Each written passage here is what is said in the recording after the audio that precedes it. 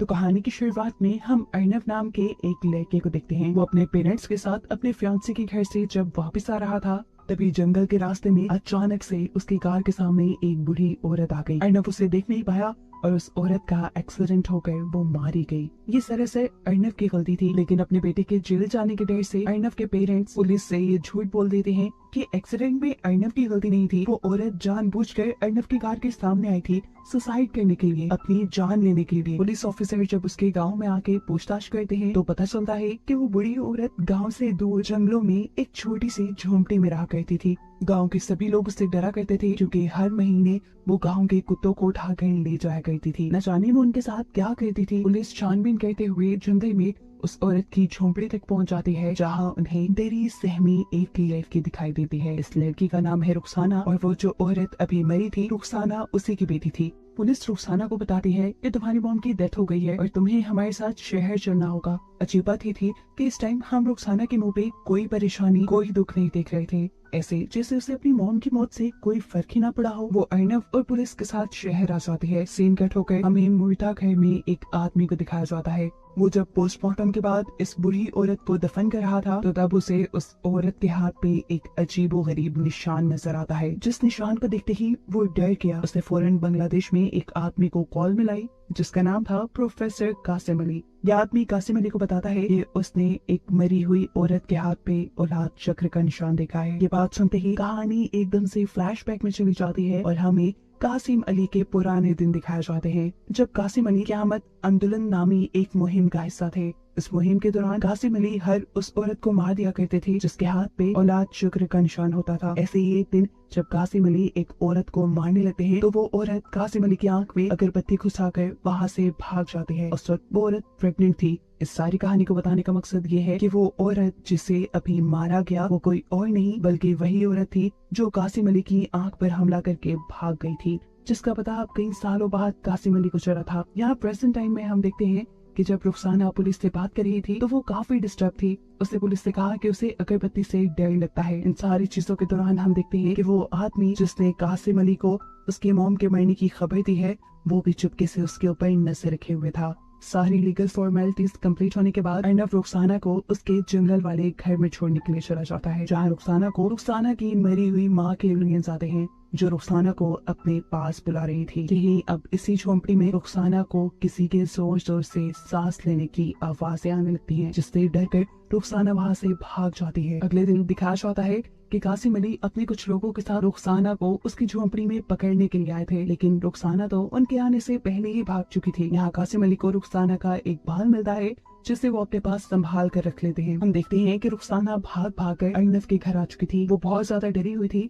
उसने काफी सारा टाइम अर्नव के बेड के नीचे गुजारा। एकदम से अर्नव की भी नजर उसके ऊपर पड़ जाती है और अर्नव उसे यहाँ देखकर परेशान हो जाता है। उसने पूछता है, तुम यहाँ कैसे आई? जिसके जवाब में रुखसाना कहती है कि कुछ बुरे लोग उसके पीछे पड़े हुए थे, जिनसे जान बचाकर उसे भागकर यहाँ आना पड़ा। रुखसाना बताती है, मैं उनमें से किसी आदमी को नहीं जानती थी सिवाय एक के। उस आदमी को मैंने अपने बचपन में देखा था। बचपन में भी वो मुझे मारने आया था और मुझे लगता है कि अब भी वो मुझे मारने ही आया है। उसकी मेरे साथ क्या दुश्मनी है मैं ये नहीं जानती। इस आदमी की हमें समझ आ ही गई थी कि वो और कोई नहीं बल्कि प्रोफेसर कासिम अली थे। अब क्योंकि रुखसाना जंगल से यहाँ तक भाग भाग कर आई थी, वो भी नंगे पाँव, इसी वजह से उसके पाँव बुरी तरह जख्मी थे, जिस पर लगाने के लिए अर्नव उसे एक ट्यूब देता है। वो उसे एक रात अपने घर रुकने की इजाजत दे देता है, क्योंकि इस टाइम एक अकेली लड़की का बाहर जाना खतरनाक साबित हो सकता था। लेकिन वो रुखसाना से कहता है कि सुबह होते ही मैं तुम्हें शेल्टर होम छोड़ आऊंगा।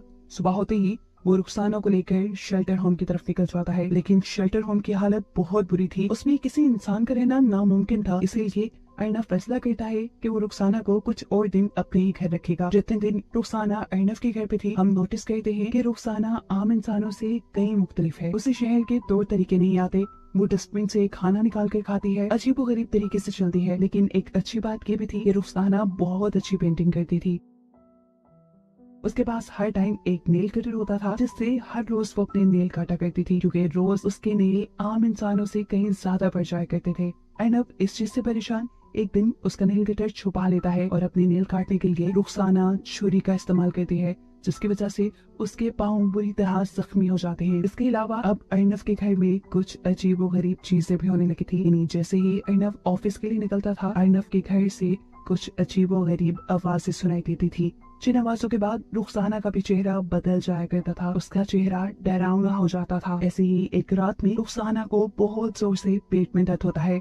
यहाँ अर्नब उसके पास उसकी मदद के लिए आता है, लेकिन वो अर्नब को भी अपने से दूर कर देती है। उसके बाद आधी रात में जब अर्नब सोने के लिए चला गया तो तब हमने देखा कि रुखसाना ने टेरेस में जाकर बिल्डिंग से जंप कर दी, लेकिन इस सब के बावजूद वो मरी नहीं। वो तो जिंदा सलामत ऐसे नीचे थी जैसे कुछ हुआ ही ना हो। और इस बात से हमें मालूम हुआ कि वो कोई आम इंसान नहीं बल्कि एक ऐसे क्रिएचर है जिसके बारे में शायद हम नहीं जानते।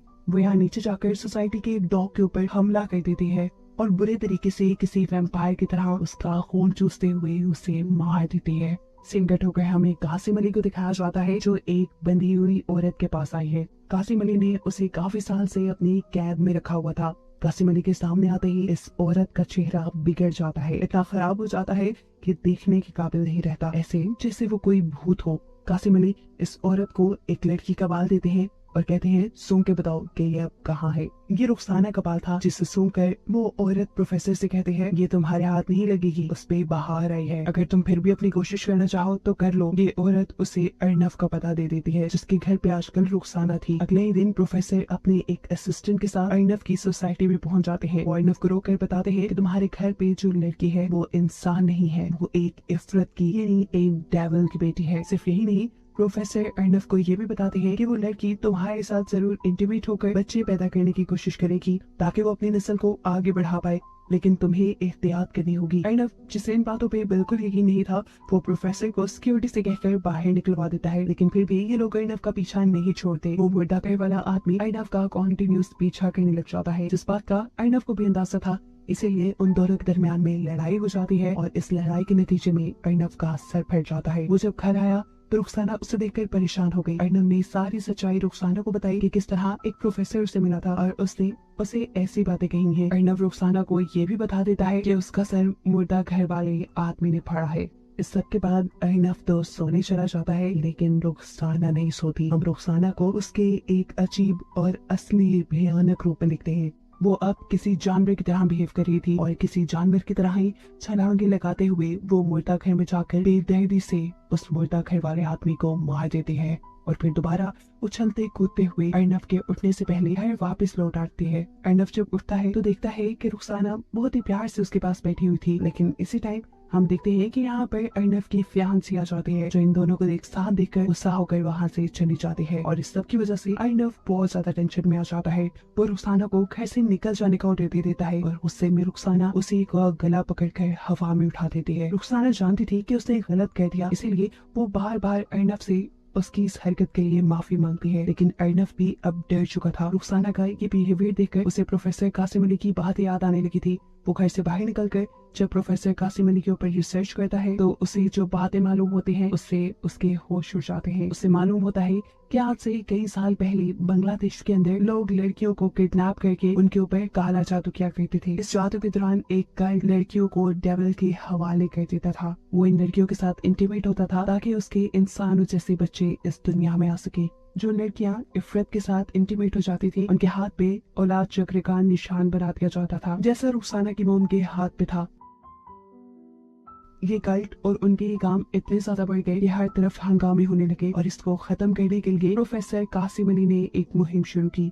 वो ढाका यूनिवर्सिटी के एक प्रोफेसर थे। उन्होंने डेविल यानी इफरत के ऊपर बहुत सारी रिसर्च की हुई थी और वो इफरत और इफरत से जुड़ी हर चीज को इस दुनिया से मिटाना चाहते थे। इस मुहिम को क़यामत आंदोलन का नाम दिया गया था, जिसमें लोग उन लड़कियों को बच्चा पैदा होने के बाद मार दिया करते थे जिनका डीमन के साथ कोई ताल्लुक था। कासिम अली तकरीबन सारी लड़कियों को मारने में कामयाब हो गया, लेकिन एक लड़की उसके चुंगल से बचकर भाग गई, जो थी रुखसाना की मॉम। साफ मतलब ये था कि रुखसाना भी एक इफरत की यानी डेविल की बेटी थी। ऐसे बच्चे हूबहू इंसानों की तरह ही दिखते हैं, लेकिन इंसानों से कहीं ज्यादा ताकत होती है इनमें। इनके नाखून और बाल बहुत जल्दी बढ़ जाते हैं। इंटरेस्टिंग बात यह है कि डेविल के जितने भी बच्चे पैदा हुए वो सब की सब लड़कियां थी और अगर ये किसी इंसान के करीब आ जाती तो 1 महीने के अंदर अंदर उनके बच्चे पैदा हो जाते। डेविल के इन बच्चों के अंदर जहर भी होता है, जिसे हर महीने इन्हें निकालना पड़ता है। अगर ये हर महीने उस जहर को ना निकाले तो उस जहर से ये खुद ही मर जाए। काफी सारी ऐसी लड़कियां इंसानों का शिकार करके इंसानों में अपना जहर डालकर उन्हें मार दिया करती थी, लेकिन रुखसाना और उसकी मॉम इस काम के लिए कुत्तों को मारती थी। अब अर्नव, जिसे सारी हकीकत पता चल चुकी थी, वो बहुत उदास घर लौटता है और यहाँ रुखसाना एक और मर्तबा उससे माफी मांगने लग जाती है। यहाँ रुखसाना अर्नव को बताती है कि वो भी प्रेग्नेंट है और अर्नव ये सुनकर पूरी तरह शॉक रह जाता है। डरकर वो रुखसाना को जंजीरों से बांध देता है और प्रोफेसर कासिम अली को अपने पास बुलाता है। प्रोफेसर कासिम अली रुखसाना के ऊपर बहुत जुल्म करते हैं, उसे बहुत मारते पीटते हैं और अर्नव उसे यहीं पर हेल्पलेस छोड़कर चला जाता है। इस सारे वाक्य के बाद अर्नव बहुत ज्यादा डिप्रेस हो चुका था। कई हफ्ते वो एक ही कमरे में बंद रहा। अर्नव के पेरेंट्स को लगा कि शायद अर्नव की एंगेजमेंट टूटने की वजह से सब हो रहा है, इसीलिए वो अर्नव की फियांसी को घर बुला लेते हैं, जहाँ वो अर्नव से कहती है, तुम क्या ड्रामे कर रहे हो, खुद ही गलती की है और खुद ही ड्रामे कर रहे हो, चलो खत्म करो ये सब। और यहाँ डिप्रेस्ड अर्नव उसके सामने सब बता देता है। क्योंकि ये उसकी दोस्त थी बहुत अच्छी, अर्नव सब कुछ उससे शेयर कर लेता था। अर्नव अब उसे रुखसाना की सारी कहानी सुनाता है। ये कहानी सुनकर वो लड़की भी शॉक थी। अर्नव उससे कहता है, रुखसाना एक डेविल की बेटी नहीं, रुखसाना एक शैतान नहीं, बल्कि उससे बड़ा शैतान तो मैं हूँ, जो मैं उसे ऐसे अकेला छोड़ाया, ये जानते हुए भी कि वो मेरे ही बच्चे की मां बनने वाली है। यहाँ अर्नव की फियांसी सारी सिचुएशन समझते हुए और अर्नव की दिमाग की हालत को देखते हुए उसे कहते हैं, जाओ तुम जाकर रुखसाना की मदद करो। अर्नव फौरन अपने फ्लैट में जाता है और वहाँ जाकर वो देखता है कि रुखसाना तो वहाँ से भाग चुकी थी और जो लोग रुखसाना के ऊपर नजर रखे हुए थे, रुखसाना ने उन्हें मार कर फांसी से लटका दिया था। सीन कट हो गए, हमें रुखसाना को दिखाया जाता है जो कासिम अली के घर पहुंची है। कासिम अली उसे यहाँ देखकर शौक था। इससे पहले कि कासिम अली कुछ करता, रुखसाना यहाँ उसकी गर्दन को तोड़ते हुए उसे मार देती है। मरने से पहले कासिम अली कुछ मैजिकल स्पेल्स भी बोल रहा था, जिसकी वजह से रुखसाना कंट्रोल में आ जाती। लेकिन ये मैजिकल स्पेल्स रुखसाना के ऊपर कोई काम नहीं करते, क्योंकि रुखसाना ने हेडफोन्स लगाए हुए थे। इस सब के बाद रुखसाना जाते हैं अर्नव की फियांसी के घर, जिसकी वजह से उसके और अर्नव के दरमियान में दूरियां आई थी। वो यहाँ इस लड़की को मारना चाहती थी, लेकिन अपने आप को बचाने के चक्कर में वो गलती से रुखसाना के पेट पे वार कर चुकी थी। रुखसाना के पेट पर हमला करने की वजह से उसे पेट में दर्द होने लगा था और अब वो टाइम आ गया था जब रुखसाना अपने बच्चे को पैदा करती। अर्नव की फियांसी भी यहाँ अपनी जान बचाकर भागने के बजाय रुखसाना की मदद करती है उसका बच्चा पैदा करने में। और हमें दिखाया जाता है कि जब रुखसाना का बच्चा पैदा हुआ तो उसकी एम्बिलिकल कॉर्ड भी थी, जिसके जरिए पेट के अंदर बेबी मदर बॉडी से अटैच होता है। और ये इस चीज का साइन था कि रुखसाना का जो बेबी पैदा हुआ था वो एक ह्यूमन बेबी था। अगर वो एक शैतान का बच्चा होता तो उसकी एम्बिलिकल कॉर्ड ना होती। रुखसाना अब इस बच्चे को अर्नव की फियांसी को देकर यहाँ से चली जाती है और जब तक अर्नव यहाँ पहुँचता है तो वो यहाँ नहीं थी। अर्नव उसे ढूंढते ढूंढते उसी जंगल तक पहुँच जाता है जहाँ मूवी के स्टार्ट में उसने पहली मर्तबा रुखसाना को देखा था। रुखसाना उसे यहाँ मिल भी गई। वो अर्नव को बताती है कि उसका बच्चा एक इंसान है, कोई शैतान का बच्चा नहीं, और ऐसा सिर्फ इसलिए हुआ था क्योंकि वो अर्नव से सच्चा प्यार करती थी। आज रुखसाना का वो दिन भी था जब उसकी बॉडी के अंदर जहर बहुत भरा हुआ था। वो चाहती तो यहाँ अर्नव को मार देती, लेकिन वो अर्नव को कुछ नहीं करती और इस तरह उसका जहर उसे ही मार देता है, जिसे दिखाते हुए ये कहानी यहाँ खत्म हो जाती है। लेकिन कहानी के आखिर पे मैं आपको बता दूं कि रुखसाना के मरते साथ ही डेविल के सभी बच्चे मारे गए थे और ये काम कासिम अली ने आज से कई साल पहले ही कर लिया था। उस टाइम बस रुखसाना की मॉम भाग गई थी, जिसकी वजह से एक रुखसाना ही डेविल की बेटी थी जो मारी नहीं गई। उसका बेटा भी पूरी तरह इंसान था और ये दुनिया अब इस डेविल के कर्ज से आजाद थी।